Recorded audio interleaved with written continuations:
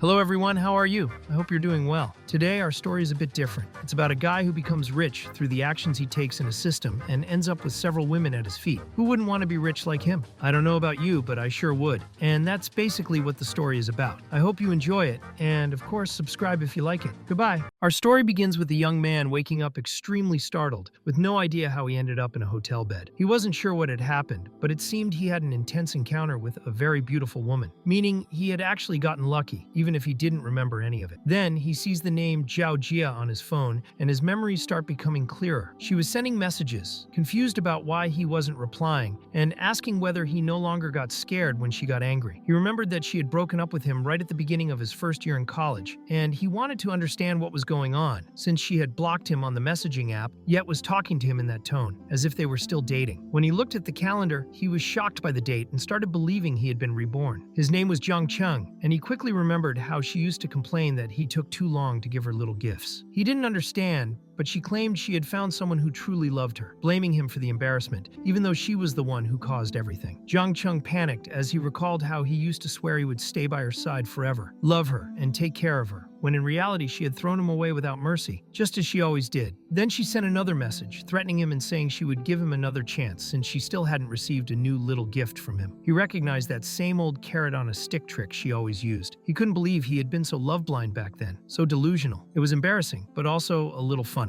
Determined, he realized there was no better moment, so he sent her a message breaking up with her. Naturally, Zhao Jia was confused and demanded to know why. She was outraged, still acting as if she was doing him a favor, but Zhang Cheng made it clear that their relationship had no future, that it was better to end things peacefully, and that she shouldn't insist. In the end, he was finally free. He even found it amusing that she claimed she was giving him another chance, when she would end up cheating on him again anyway. He regretted nothing. Suddenly, a system appeared, announcing that it had detected the host's firm and determined nature, activating the Dream Tycoon system. He was stunned. In his past life, nothing good had ever happened to him. Now he had simply been reborn and seemed to have some kind of cheat. When he checked the system panel, he saw his information. He couldn't believe how overpowered he was. He was earning 1 cent of yuan per second, accumulating a lot of money every month, and he loved it. The system asked if he wanted to receive the newbie gift pack, and he immediately opened it. The package rewarded him with 10 million yuan, a supercar, and a starter shopping cart. It also included a friendly scanner, which he had no idea how to use. Then he noticed the woman beside him, mumbling in her sleep, and decided to test the scanner on her. When he activated it, her name and age appeared. She was a bit older, since he was 18 and she was 25. Now he understood the scanner's function, but something still confused him: the privacy number. When he opened it, he saw detailed information, including a favorability meter and this mysterious privacy value. He didn't understand what it meant until the system explained that the number represented how many intimate encounters a person had with the opposite gender. That's when he realized he had been the first man of Yu Xiao.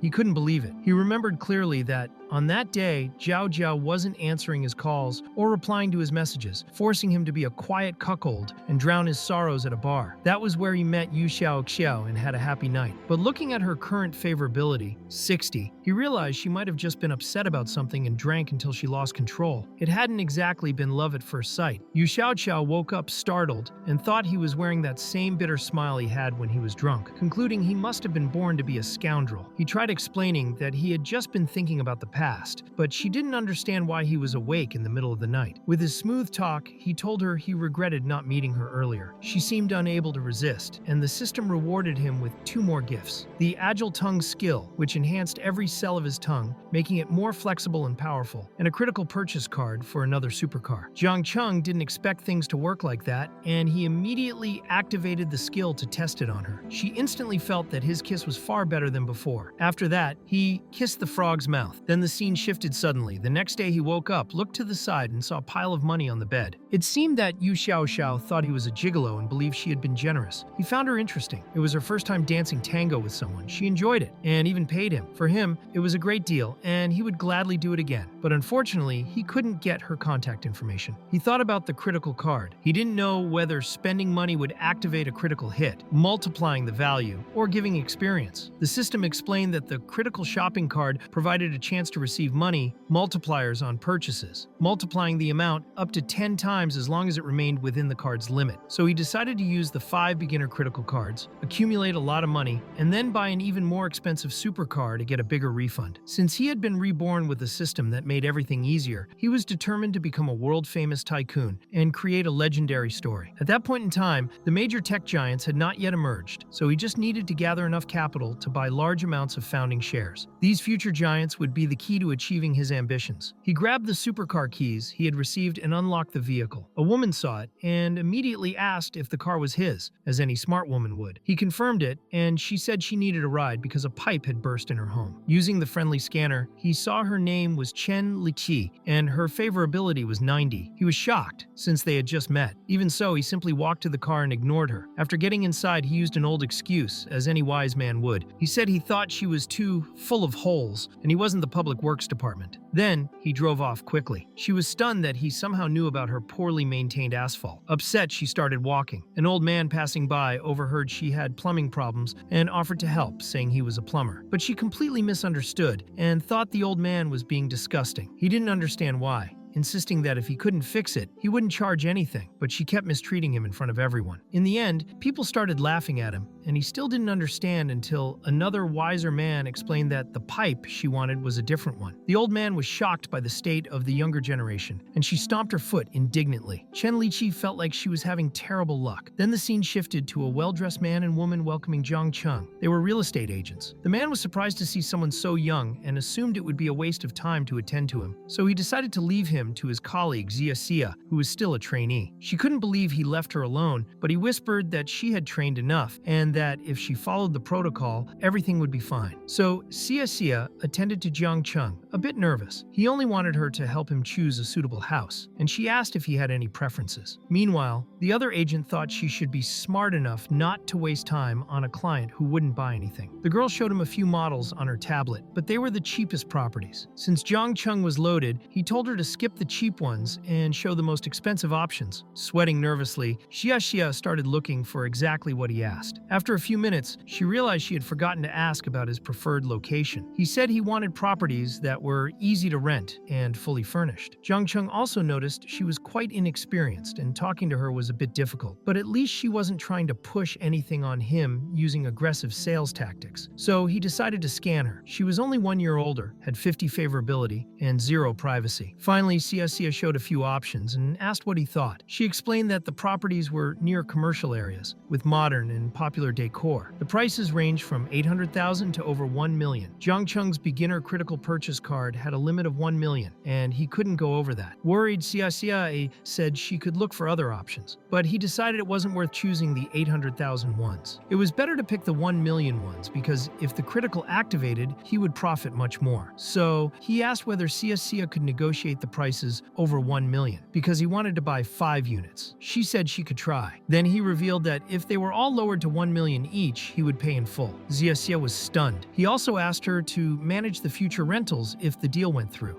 She got excited, since she would earn commission from both the sale and the management, and promised she would get the price he asked for. Outside, the other broker, a complete fool, overheard everything and couldn't believe Jiang Cheng really intended to buy 5 properties up front. He realized he had judged a book by its cover and was left looking like an idiot. The scene switched to the branch manager. He brought the contract to finalize the negotiation Xia had arranged. The real estate company's fee was 1%.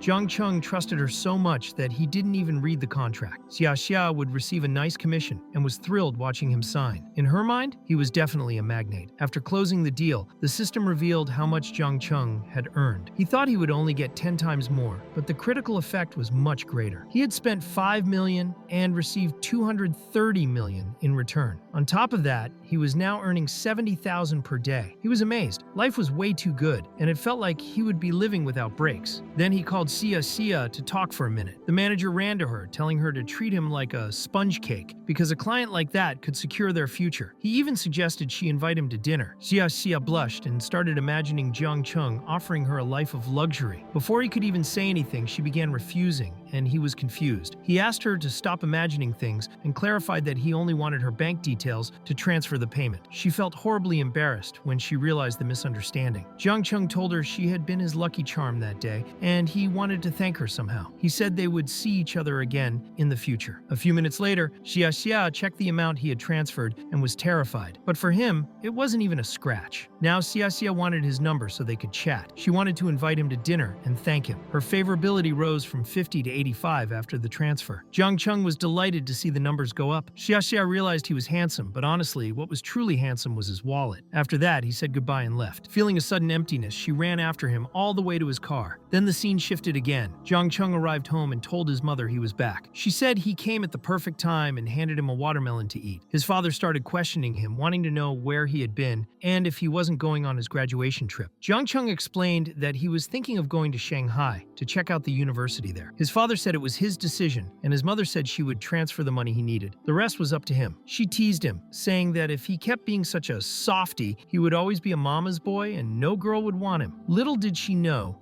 her son was carrying a massive bag of money. He simply kept eating his watermelon calmly. The next day, he bought his tickets. He wasn't very happy because he only found economy seats, and it would be cramped. Suddenly, he bumped into a girl and apologized. When he saw who it was, he realized it was Zhou Ying. He commented that his seat was there and hers was next to it. She settled down, and a nerd arrived, trying desperately to start a conversation with her. Jiang Chun asked Zhou Ying to take the window seat, and the nerd didn't like it, saying you couldn't just switch seats on a plane like that. Jiang Chung told the nerd that she was with him and didn't need to explain anything. The nerd asked why Zhou Ying was going to Shanghai, clearly trying to flirt. She said it was for work and asked what Jiang Chung was going to do there. He said he was bored and decided to travel. She found it classy that he was taking a vacation. The nerd kept meddling, saying he had repeated a year and only now graduated. His name was Qian Shen. He explained that Shanghai was full of tourist traps and even offered them a ride, since his parents were picking him up at the airport. She ignored him, and Jiang Chung told Qian Shen not to worry. She was with him. Curious, the nerd asked which hotel they would stay at. Jiang Chung revealed he had booked the Cloud Paradise. The nerd was shocked. It was a luxury resort worth 330 million, and said he had stayed there before. He tried to provoke Jiang Chung, saying it would be hard to get from the airport to the resort. Jiang Chung didn't know this, but replied that he had booked the courtyard villa, leaving the nerd completely dumbfounded. Zhou Ying said she didn't know Jiang Chung was like that, since the daily rate there was expensive, and he also knew she was the same. She also mentioned their school days.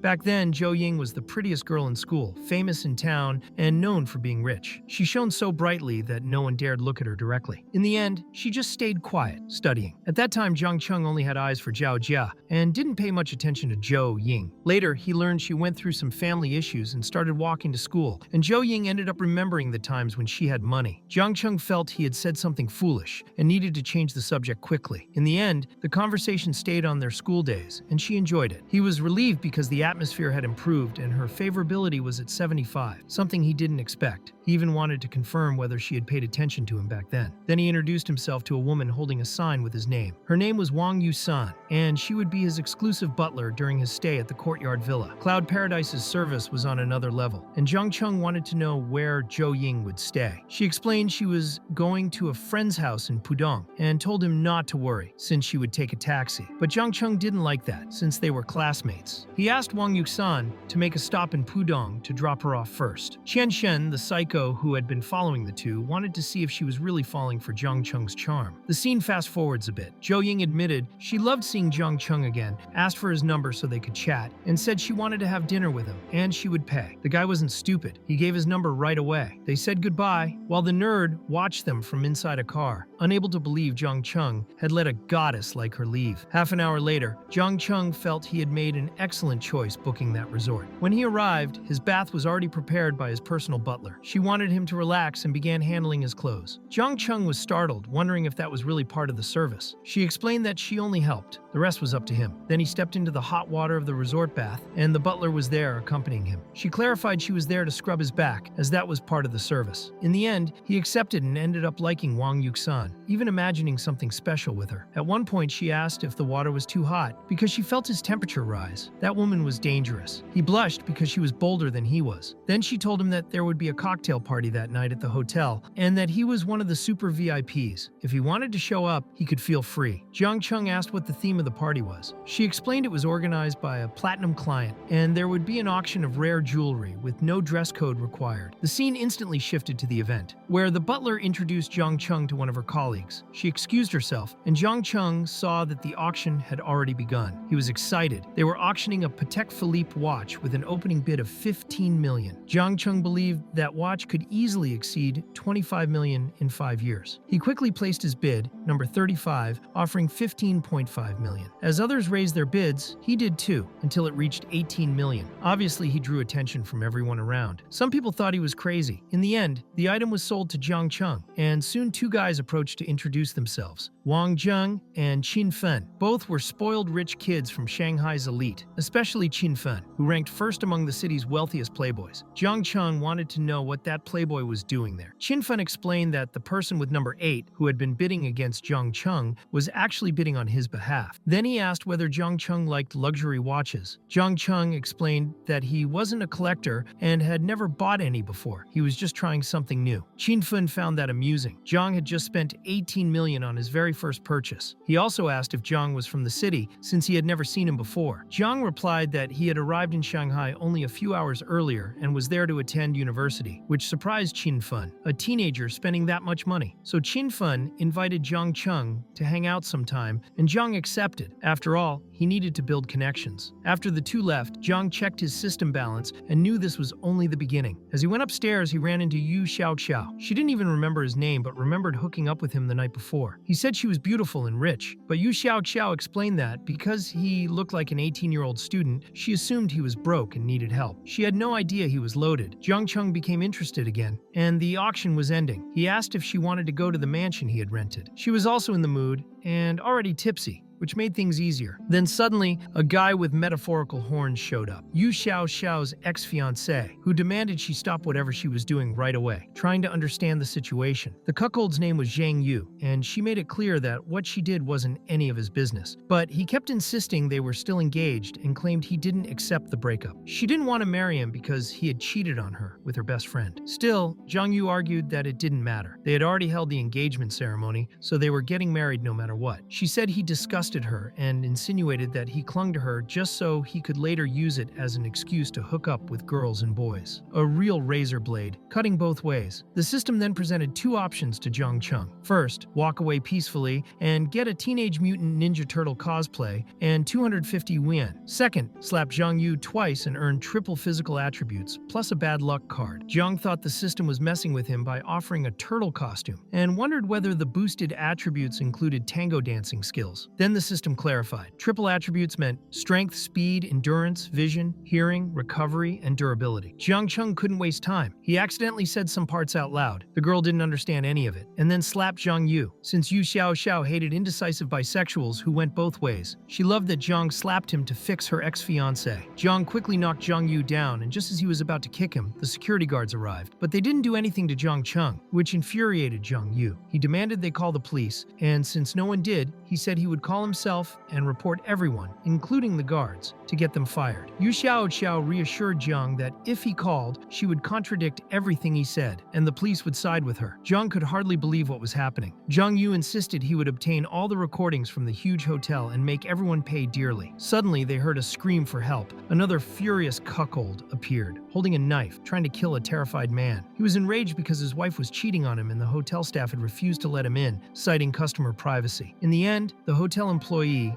was the one about to get stabbed. People began running when they saw the armed man. He demanded they bring him the cheating couple, or he would kill everyone there. As chaos spread, the system once again gave Jiang Chung two options. First, flee with Yu Xiaoxiao and earn 300 yuan. Second, confront the raging cuckold like an enraged bull and earn more beauty points, plus unlock the divine massage technique. He wasn't thrilled, since saving Zhang Yu was the last thing he wanted. After all, the horned man wanted to cut down everyone, one cuckold cutting another. Jiang Chung, however, was too wise and focused on the massage technique. He remembered the bonus card and thought it could be useful, so he quickly activated Triple Boost and was surprised by the immediate changes. He then rushed at the man and smashed his hand into the cuckold's face. Yu Xiaoxiao immediately realized Zhang Cheng wasn't just a little strong, he was practically Ryu. Zhang Yu was completely stunned. Soon, everyone admired Zhang Cheng for defeating the two men so effortlessly, and the women found him extremely handsome. Before long, the police arrived and arrested the criminal, and a police officer even thanked Jiang for helping. But Zhang Yu showed up again, trying to report Zhang Cheng, accusing him of being violent. The officer asked if it was true, but Yu Xiaoxiao stepped in and explained that Zhang Yu was manipulating her to force a marriage. Zhang Cheng noticed her affection toward him had reached 90. He tried to reassure her and promised he wouldn't let Zhang Yu bother her again. The officer thought everything could be resolved peacefully. Zhang Yu was furious and demanded they show him the security footage. Zhang Cheng figured he could do something about that and quickly used the bad luck card on him. Suddenly, Zhang Yu's phone rang, a bank employee informing him of a 200,000 yuan withdrawal. He panicked, insisting it wasn't him and begging them to freeze his account. And it didn't stop there. A car crashed into a nearby tree. The tree fell and completely destroyed his vehicle. Desperate, Zhang Yu ran off to check what happened. The officer tried to talk to him, but the guy didn't want to hear anything. He only wanted to fix his own problems. Zhang Cheng then left with Yu Xiaoxiao, who wanted to know if he was okay, if he was hurt. Zhang said he would never let her ex-fiancé harm her, and she asked if he really didn't mind that she had been engaged before. He admitted he was surprised, but he didn't care, and he never imagined her fiancé would be like that. She explained that it had been an arranged marriage, and that her grandfather, who was very ill, insisted on it. Zhang Cheng only wanted her to relax and enjoy the moment. She was surprised to see he genuinely didn't mind continuing to get involved with her despite everything. In the end, he reassured her that everything was fine and promised to take care of her. The scene then shifted to the next morning. Two cleaners were tidying up the room and commenting that young people had too much energy since the two had trashed the entire room. The older woman lamented that her husband no longer had the stamina to make her arrive at work feeling light, and the two cleaners noticed, judging by the sheets, that there had been plenty of fun, even feeling a bit jealous. The scene changed again to Zhang Cheng and Yu Xiaoxiao sitting at the table having breakfast. He saw a guy on social media posting the gift he got from his mother, a watch, so he asked Xiaoxiao to let him take a picture of her legs to post as if it were an 18th birthday gift. She asked if it was his birthday and he explained no, but since everyone was posting their 18-year-old gifts, he wanted to post something too. She agreed and made several leg poses for him to photograph. Zhang Cheng just wanted to enjoy life at that moment. He posted the photos and a bunch of guys became jealous of him, thinking their own gifts were worthless. Some practically cried in the shower because of it. The scene shifts to Zhang Cheng in a car dealership. A saleswoman offers to assist him,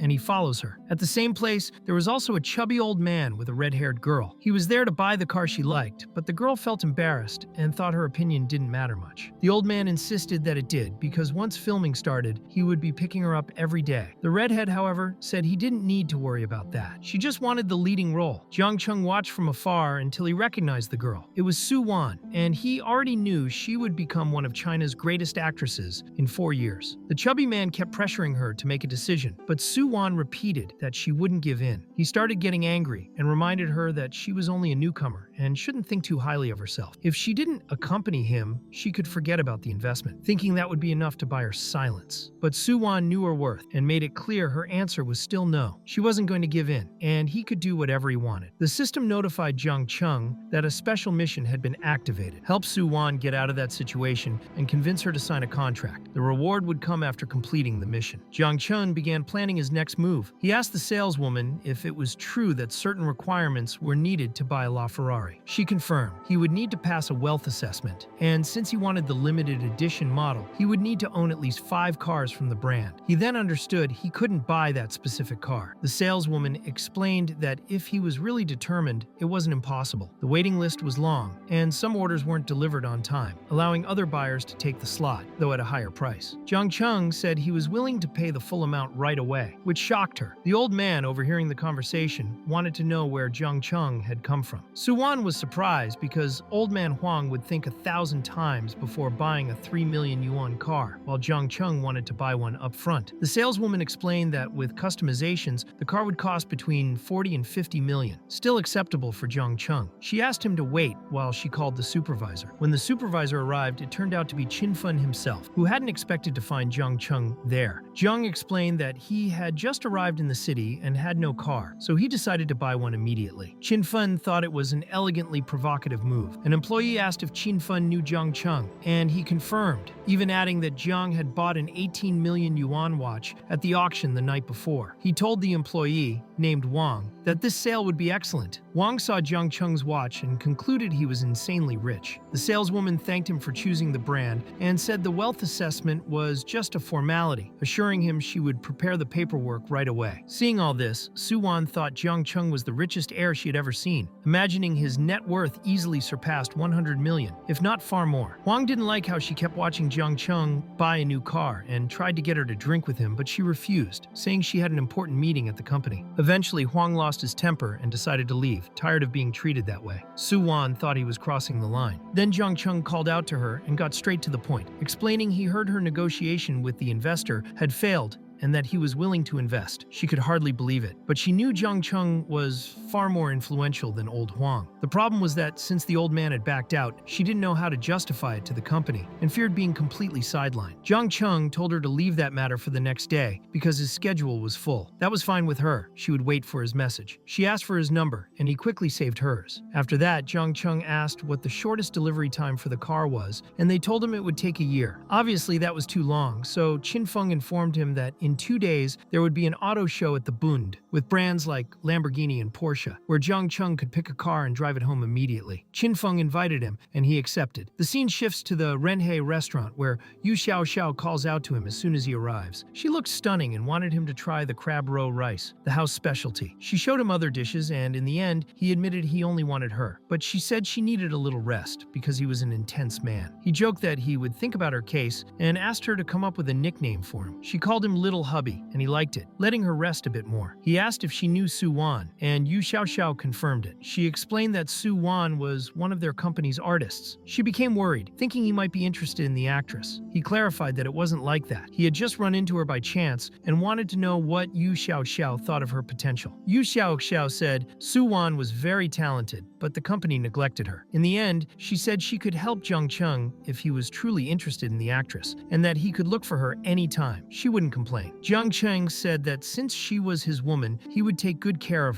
her, or anyone else. She asked if he really planned to invest in Su Wan, and he confirmed it. Yu Xiaoxiao explained that Su Wan still had a contract, and he would need to pay the termination fee, which would cost several million. He would also need to open a company to sign her. Jiang Cheng told her not to worry about money, and said that once the company was ready, Yu Xiaoxiao would handle everything. He wouldn't get involved any further, and would even give her a share of the company. Yu Xiaoxiao said she couldn't accept that, even if the company was ready. She preferred just a good salary, and to take care of the administration. For her, peace was worth more than shares. She touched his face and said her life became more interesting after meeting him, and that she was happy by his side. At that moment, his phone rang. It was Su Wan wanting to confirm the time and place of their meeting, and he realized she sounded in a hurry. The scene shifts to his meeting with Su Wan. He asked where they were going, and she told him it was to the Baiyu Hotel in Lujiazui. When they arrived, Jiang Cheng asked if she was preparing to film a major production, but Su Wan laughed, saying that if it were something big, she wouldn't be the lead. She explained that the series wasn't anything special and had a small budget. He asked what you could even do with 5 million, thinking the quality would be low. Su Wan explained that small productions have low costs and quick returns. They usually don't lose money. The important thing was the script, and this one had potential. She asked if he wanted to see the script, but he said he would only take care of the investment. She was surprised because he didn't even want to look at the script. He truly seemed to trust her abilities. He assured her she could relax, and that, if she wanted, he could transfer the money right away. But she said she was surprised because this was only the second time they met, and he already wanted to close a deal. He then imposed one condition, that she become an artist under his company. She was surprised again, saying she wasn't a prestigious actress and was stuck in a contract. He would have to pay the penalty. Jiang Cheng said that wouldn't be a problem. Su Wan began to find everything strange. No one helps others for free. But she also found him handsome, and maybe she wouldn't be losing anything. Accepting would be like getting the hot guy and still getting a boost in her career. She asked if he already had an entertainment agency, and he said he was about to open one. It all depended on her accepting. He explained that Yu Xiaoxiao mentioned Su Wan didn't get any spotlight at Tiancheng Entertainment, so she didn't need to worry. If she accepted, he would pay the penalty, and for the next 2 years, the company would focus on her. Su Wan asked if he had any special demands tied to the investment. investment. He noticed her favorability was at 50 and understood that if he asked for anything now, she would refuse. So he simply told her not to worry, and that as long as she was an artist under his company, he would never involve her in dirty dealings with anyone else. Soo-won became even more surprised, and her favorability rose to 60. She asked when he would sign her and if she could already call him boss, but he thought that was too formal and preferred brother. She asked his age, and he lied saying he was 20. She found it strange because he had said he was going to college, so he should be 18.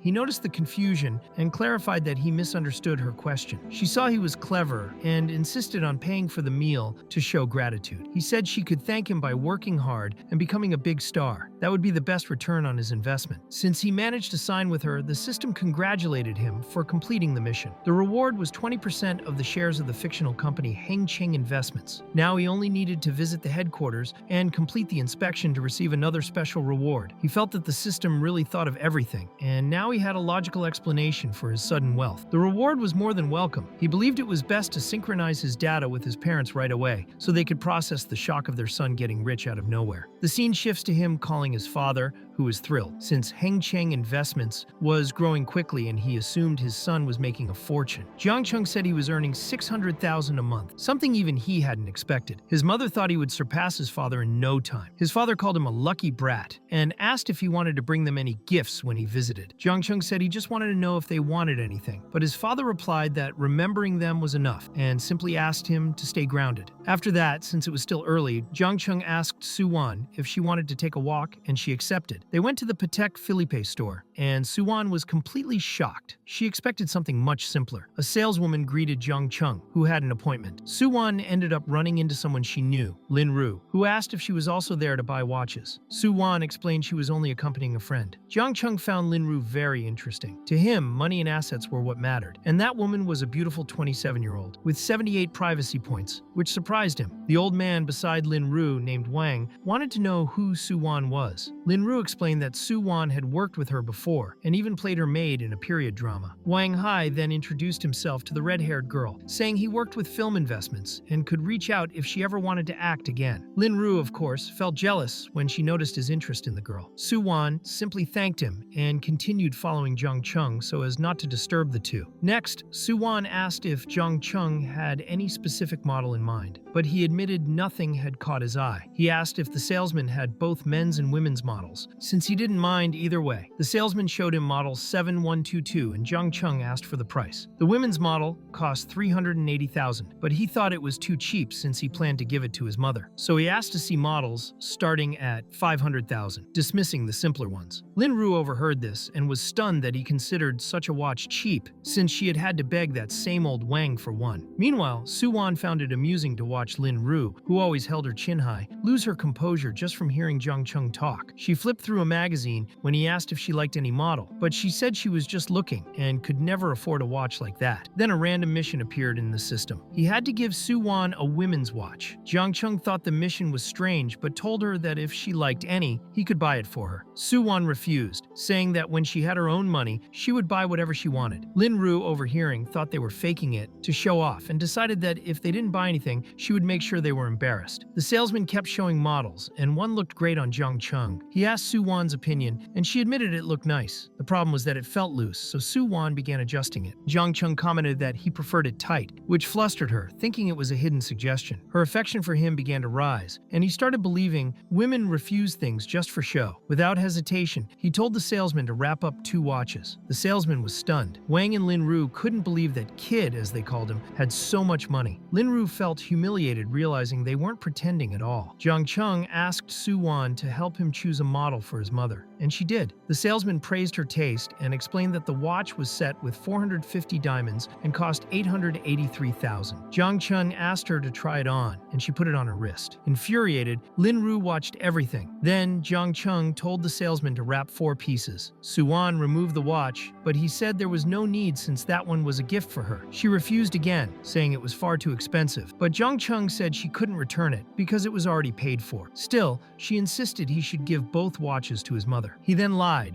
saying his mother had over 50 watches and that this model was too youthful for her. So he asked Soo-won to consider it a welcome gift. Soo-won was incredibly happy, especially because he was now her boss. Her affection rose to 75, and she thanked him. The total purchase was a little over 4 million, and because of it, Jong Chung received a bonus gift from the store. Lin-ru was furious seeing that extra Soo-won wearing an 850,000 watch. Jealous, she wanted a gift too, but the salesman explained she didn't qualify. Wang Hai felt Jong Chung had ruined his entire plan, which included buying a small gift for Lin-ru, having dinner, and then dancing tango. He called her over and said they would come back another day. The salesman asked if Lin-ru was taking the watch, but she postponed it. Jong Chung's mission was completed, increasing Soo-won's affection. He received a random cashback reward between 1 and 3 times. He asked the system to draw it immediately and received about 13 million yuan. Seeing the numbers on his phone, he thought he should buy Soo-won a few more gifts. After all, he had the money and wanted to strengthen their bond. They then went to a luxury handbag store. He asked what kind of bag she preferred, but Soo-won begged him not to do that. Jong Chung ignored her and asked the saleswoman to show the most popular models. When he saw one, he told her to take it straight to the register. The purchase was 120,000 yuan, and he became a VIP member. Soo-won blushed, thinking her boss was so rich he simply did whatever he wanted. The scene jumps ahead half an hour. Soo-won had now received 2 gifts and didn't know what to say. She asked if he would like to go up to her place for a drink. He asked if it would be just water, and she replied that it could be anything. Jong Chung joked that maybe he should refuse, otherwise he might drink too much and give a girl the chance to take advantage of it. Soo-won enjoyed his teasing. He told her to get some rest and thanked her for accompanying him, then said goodbye. Soo-won thought he was a good person, because he truly didn't seem to have ulterior motives at that moment. But Jong Chung wasn't dumb. He was tilling the soil like a new soldier, waiting for the right moment, and sooner or later, he wanted Soo-won to be his. When he returned to the hotel where he was staying, the butler greeted him immediately and said the bath was ready. He decided to swim a little first and asked for a bottle of champagne for himself and another for her. Wang Yu-san had been working at that hotel for 3 years. The villas were insanely expensive, and the previous year she had attended only about 20 clients, since one needed a fortune to stay there. Jong Chung had reserved an entire week, something extremely rare, and she knew she had to prepare in advance to serve him well. While he was swimming, he asked if there was any special or very expensive dish. She said yes and explained that the menu included high-end Chinese, French, Italian, and Japanese cuisine. She suggested dishes like Chinese bahaba from their Italian restaurant and alba white truffle. Jiang Cheng had heard of bahaba before, and new truffles were sold by the gram, so he thought it was a good moment to use the cashback card the system had given him. After that, he asked Wang Yuxan to give him a massage, and he wanted it done in his room. She performed the massage using essential oils, which surprised Jong Chung, who thought it would be just a basic massage. In the end, he realized he had misunderstood the service. Then the butler informed him her shift was over and said goodbye, telling him to call if he needed anything. Only then did he realize there were no extra services and concluded that his imagination had gotten carried away. The scene shifts to the following day. Yinvin had an unexpected problem and couldn't come, so Jong Chung decided to wander around by himself. All the major car manufacturers were present, and the new releases were beautiful, though the prices didn't impress him. The most expensive car cost 2.2 million, which the rich young man found far too cheap. Then Jong Chung spotted Jiang Yun, Xu Ya, Li Shudong, and Cheng Jipeng. He wondered what they were doing there. That's when he saw Zhou Ying and realized that her job in Shanghai was to work as a car model. One of the guys asked what time she would get off work because he was willing to pick her up, but a girl quickly warned them that Zhou Ying was busy and they shouldn't bother her, even hinting that she didn't want to hang out with them during the graduation trip anyway, judging her as some rich girl who didn't want to walk around with the group. Zhou Ying just listened quietly, maintaining her professionalism. Soon, the boys spotted Jiang Cheng. They had all studied at Rongcheng and were shocked because they didn't know he would be there. Jiang Cheng even thought they had planned the whole trip and simply hadn't told him. One of them felt embarrassed, since they really had hidden the graduation trip on purpose, and now they had run into Jiang Cheng, making the atmosphere awkward. The girl got curious and wanted to know how Jiang Cheng had changed so much, considering it hadn't been that long since they finished high school. They even suspected he might have come to get plastic surgery. Then a weird classmate showed up, claiming Jiang Cheng wasn't more handsome than him, despite despite having a face full of dents. In the end, Jiang Cheng wanted to know if they were there to buy a car, but the girl explained that obviously they had no money for that. They were only there to see the class goddess, Zhou Ying. But Xu Ya said it as if it were something unimpressive, and the boys started defending Zhou Ying, insisting her situation was only temporary. Xu Ya then clarified she didn't mean anything by it. She just thought it was surprising to find Zhou Ying there. Jiang Cheng used his system scanner and saw that her privacy value was 30, which surprised him. The girl next to him, Jiang Yun, had privacy too, but he noticed Xu Ya's affection was high, 90, and he wondered why, since they barely talked. At that moment, the bowl-cut guy noticed something off in Jiang Cheng's expression and asked what was going on. Jiang Cheng said it was nothing and just told him to take care of himself, but the guy didn't take it well and thought Jiang was acting weird. Jiang Cheng greeted Zhou Ying and thought she looked even prettier. She also hadn't expected to run into him there. He teased the boys, asking if they were all crowding around the goddess just because of the cars, and they explained that the one in front of them was the newest and most expensive model. Jiang Cheng then mocked the guy, who kept explaining that the LaFerrari was the first with a mid-engine and four-wheel drive, filled with futuristic technology, and cost $5 million. Jiang found it amazing that the guy wasn't the one buying it, which annoyed him greatly. Zhou Ying apologized to her classmates and explained that she was working, asking them to leave the chatting for later, since it wasn't appropriate to make noise there. The guy felt Jiang Cheng was humiliating him in front of her and didn't want to let it go, so he acted all high and mighty and told Zhou Ying he was looking for a car he liked because he had scored high on the college entrance exam and his parents wanted to give him one as a gift. He asked her to introduce that model to him. Zhou Ying explained she didn't know the details and that if he wanted information, he should ask the saleswoman, but he insisted it was easier asking her since they had studied together and he had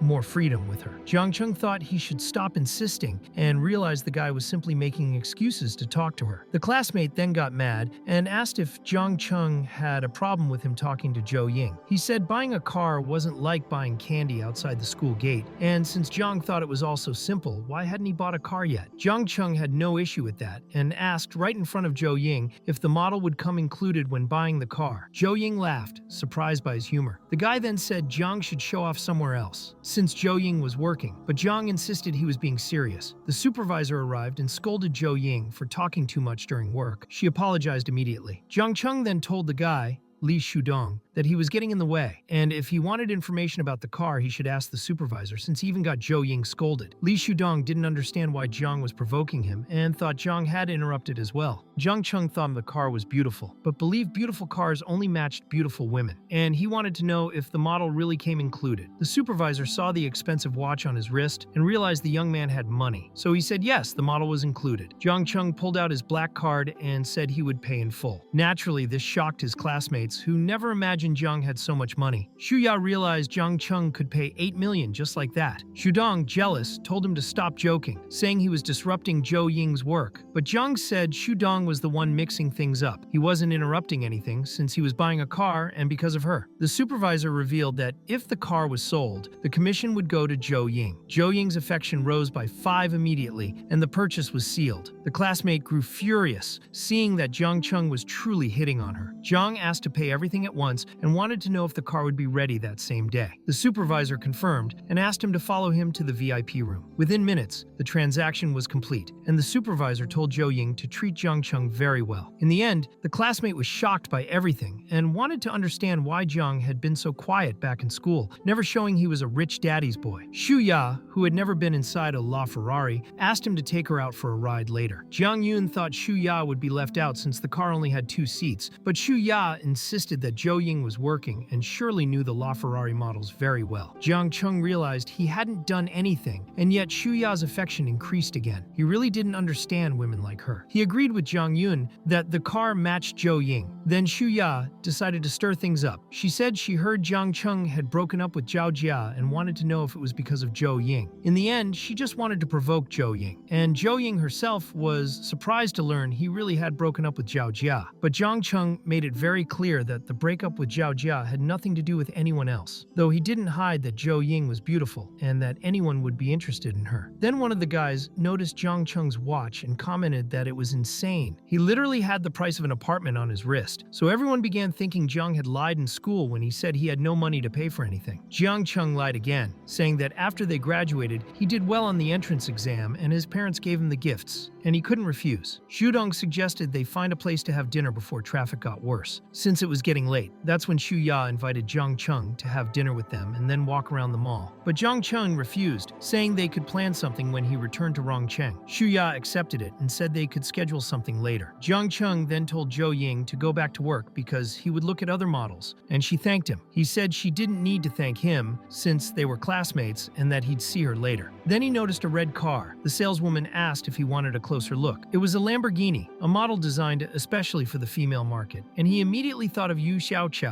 believing it suited her perfectly. He asked for the price, and the saleswoman said the total was around 9.5 million, with 3 years of free maintenance if he bought it. He didn't even wait for her to finish. He said he would take it and pay with his card, also requesting a delivery ceremony because it would be a gift. He only wanted everything prepared as quickly as possible and said he would send the address. Next, the scene shifted to a girl live streaming and showing the Lamborghini. She responded to a comment saying there was no problem with the car not being yellow or blue. Suddenly, Zhang Cheng appeared on camera, and she showed him, telling her viewers that he was checking out the car. If they reached 3,000 likes, she would interview him to show the interior. The saleswoman approached the girl and asked if she was there to buy or just to look. Embarrassed, the girl said she wanted to buy the car. Then the saleswoman asked for proof of income, but the girl was still live and didn't understand why she had to show that just to look, pointing to Zhang Cheng, who had gone in without showing anything. The saleswoman apologized and explained it was store protocol. The atmosphere became uncomfortable. The viewers watched everything, and Zhou Ying, still working, was shocked since she had no idea Zhang Cheng was this rich. In less than half an hour, he had spent over 20 million. Even before her family had financial issues, she would never spend that much on anything. Then the scene jumped 2 hours ahead. The Lamborghini had already been delivered to Yu Xiaoqiao, and he only needed to pick up the key to the LaFerrari. The salesperson arrived with the key and asked where Zhang Cheng wanted the license plate to be mounted. The problem was that he wasn't from the region, so he wouldn't be able to get a Shanghai plate. At that moment, the system informed him that a plate would be automatically assigned to the host. A JC111, a traffic department employee, would arrive soon to assist with the registration. He realized the system really thought of everything. The scene then shifted to the employee arriving with the plate. Zhang Cheng noticed it really was from Shanghai. The supervisor was impressed to see that the initials coincidentally matched the buyer's name and began to suspect that Zhang Cheng had powerful connections. Zhang Cheng simply said he had made an early reservation, but the supervisor didn't believe a word of it. He suspected there was some secret behind all of this and admitted he was impressed. After the plate was installed, the supervisor became convinced that Zhang Cheng must be the grandson of some big shot or related to someone extremely influential. Only that would explain such privilege. The scene then jumped a few minutes ahead when Zhou Ying found Zhang Cheng. She thanked him for everything that day and mentioned she was about to get off work. Then she asked if he would accept a dinner paid by her. He agreed, but his phone rang and he answered quickly. It was the bowl cut guy, crying and saying he had just been dumped. He wanted Zhang Cheng to drink with him. Zhang didn't understand a thing and apologized to Zhou Ying, explaining that Zhou Jiyun had just been broken up with and had invited him to drink. He asked if they could reschedule dinner for the next day to make it up to her. Zhou Ying was confused since she thought Zhou Jiyun liked Xu Ya, and even Zhang Cheng didn't know what had actually happened. They said their goodbyes, and the scene shifted to Zhang Cheng meeting Zhou Jiyun, who asked if he was really going to let him suffer alone. Zhang told him to stop being dramatic and sit down to drink. Zhou Jiyun poured his heart out, saying he felt like a complete idiot and useless. Zhang Cheng told him to calm down and just let everything out. Zhou Jiyun explained that Xu Ya always bossed him around, but the moment Li Shudong went to the bathroom, she chased after him like a puppy. Zhang Cheng wanted him to get to the point, and eventually,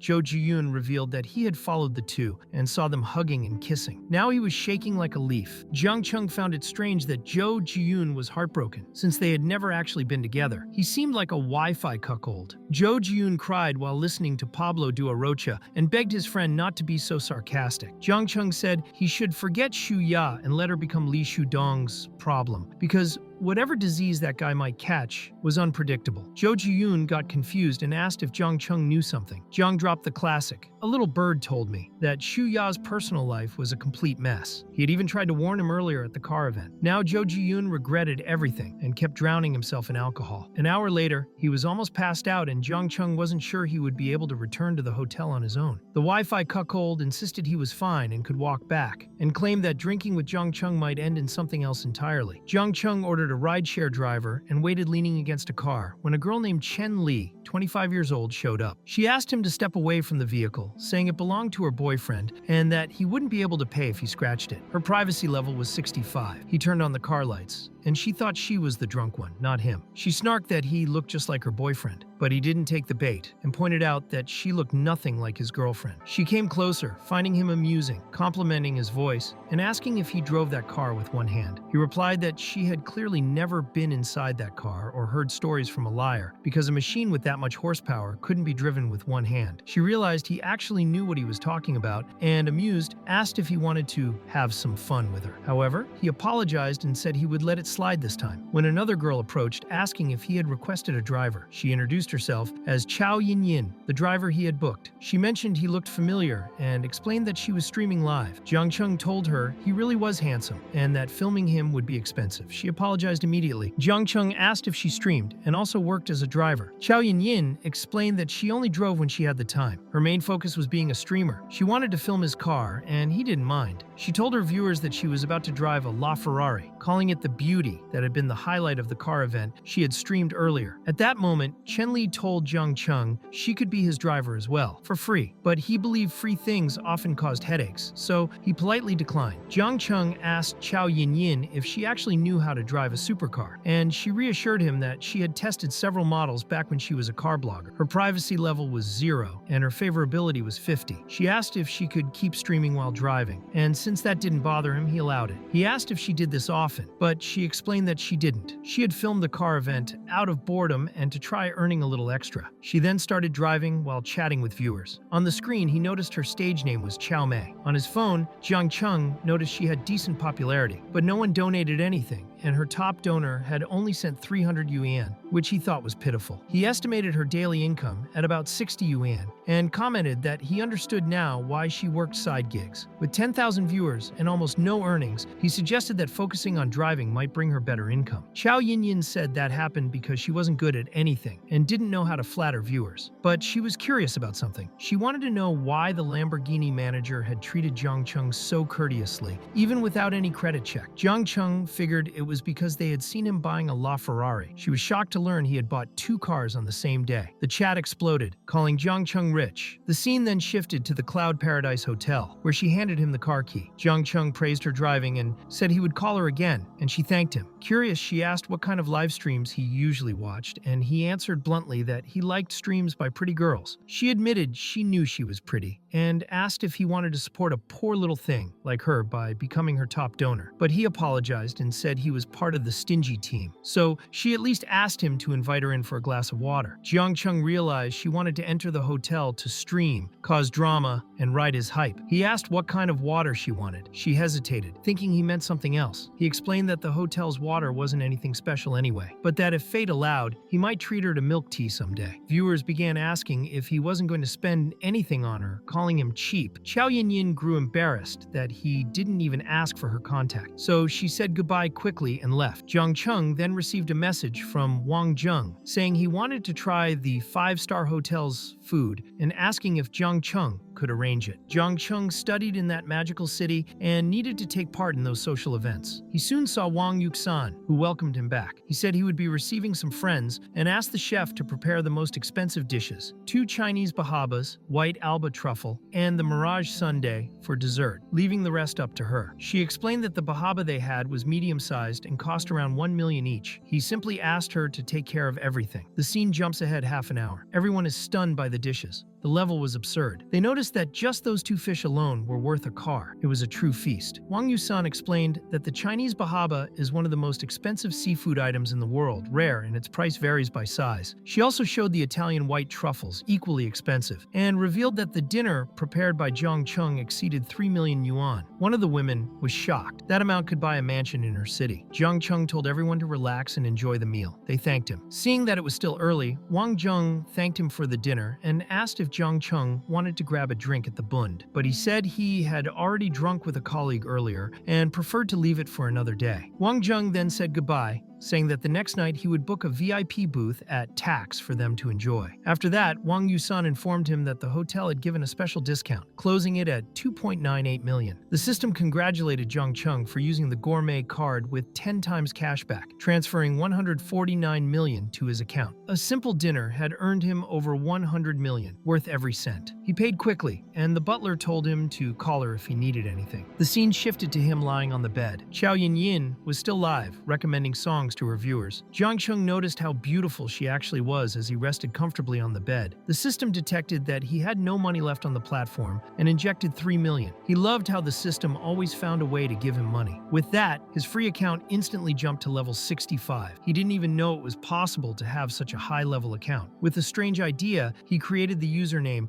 Divine Needle That Calms the Sea. Xiao Yinyin had never seen a level 65 account in her stream. She welcomed Divine Needle and explained she had a battle mission, so she would stay right there. Her opponent was Huang Ling, known as Little Sister Biluo. Her appearance score was 69, and Zhang Cheng felt it was unfair for her to compete with Xiao Yinyin, who had an appearance score of 90. Huang Ling wanted Xiao Yinyin to let her win the first round, but she refused. She had never won a battle since she started streaming, and it had become routine for others to challenge her knowing the victory was guaranteed. However, the guild informed her that she needed to win at least 2 rounds, or she would lose her monthly attendance bonus. Without it, she wouldn't even be able to pay her rent. So she asked Huang Ling to tell her top donor to go easy on her later. Huang Ling notified Da Zhu, her #1 donor, and seemed very confident. At that moment, the system gave Zhang Cheng a new mission: secure a victory for Xiao Yinyin in the tournament and receive refunds for all gifts sent, up to 50 times. Naturally, that caught his attention. It was impossible to ignore such a mission, and he could never have imagined having any kind of connection with Xiao Yinyin. He was about to become her top donor, and that could change everything. Xiao Yinyin soon asked him for help, explaining that she didn't have much support. Some viewers began saying she was looking down on people without money, while others were just there to watch her lose. She became upset reading certain comments, and it was hard not to feel discouraged. Zhang Cheng decided to have some fun and sent her 5 chickens. She thanked him but thought he was stingy, since they were only worth 1 yuan. Meanwhile, Huang Ling was performing for her own viewers. Using the name Divine Needle That Calms the Sea, Zhang Cheng commented that he had heard Xiao Yinyin's talent was driving and asked if, were he to carry her during the guild war, she would agree to be his driver. She agreed immediately, and even said she would do it for free. He closed the deal and told her he wanted to see her in action the next day. Then he sent her 2 of the most expensive rockets, catching her completely off guard. Xiao Yinyin thanked him emotionally, saying she would do anything he asked. Her score skyrocketed, and Huang Ling began to fall behind. She didn't like that at all, since the first round was almost over. Out of nowhere,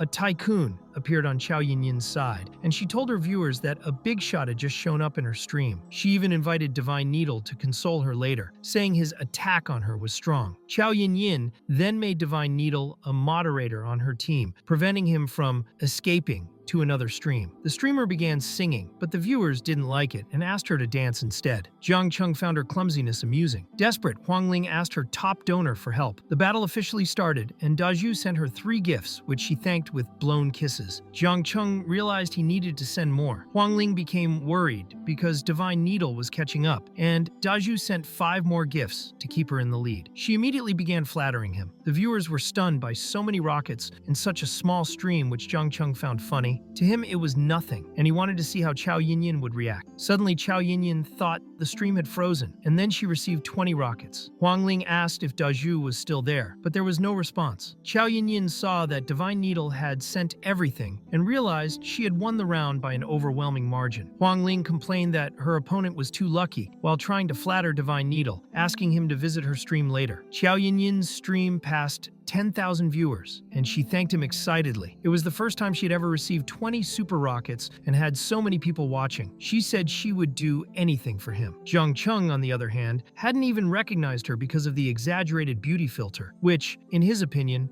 only made things worse. But he said nothing. He simply asked her to turn off the beautifying filter. She was afraid of scaring viewers and her donor, but decided to do it for him. To her surprise, she received a flood of compliments instead of criticism. She then asked Divine Needle to help her win another round. If she succeeded, she would be able to continue streaming the next month. Her next opponent was Xiao Tian, who immediately tried to draw Zhang Cheng's attention, inviting him to visit her stream in the future. She summoned her top donor, Yizhi Hua, who sent 5 airplanes. Zhang Cheng found it insufficient sufficient and sent 5 rockets just to see their reactions. Xiao Yinyin thanked him profusely, while Xiao Tian desperately called for Yi Jihua, but he no longer responded. Thus, Xiao Yinyin advanced easily to the finals, where she would face Dai Xiaomei, one of the 3 giants of the platform. Xiao Yinyin was surprised she had gotten that far and preferred to start the battle right away, warning that she didn't know how to dance or sing. Dai Xiaomei started with a dance to please her donors and, of course, catch Divine Needle's attention. She already knew a mysterious donor had spent 800,000 to help Xiao Yinyin and liked people like that. After the dance, Zhang Cheng commented that he liked it and even considered visiting her stream, making Xiao Yinyin worry about being abandoned. He then compared the two and said he liked Xiao Yinyin's communication style more, shocking both of them. Xiao Yinyin realized she couldn't get distracted and asked him to help her in that last round, promising she would sign up for dance classes to learn whatever he wanted. 3 donors appeared on Dai Xiaomei's side, each sending a rocket. Xiao Yinyin panicked. At that moment, a donor named Ba Tian entered her stream and sent 2 rockets to mock her, saying it was to cover the medicine she would need afterward. The provocation hit her deeply. She thanked him sarcastically and said that without those 2 rockets to buy medicine, she wouldn't be able to continue streaming. Zhang Cheng realized she was provoking him, as if the rockets he had sent so far meant nothing. The system granted him 3 million coins, and he knew he could win easily, not to mention the hundreds of millions saved in the bank. The stream froze again for Xiao Yinyin,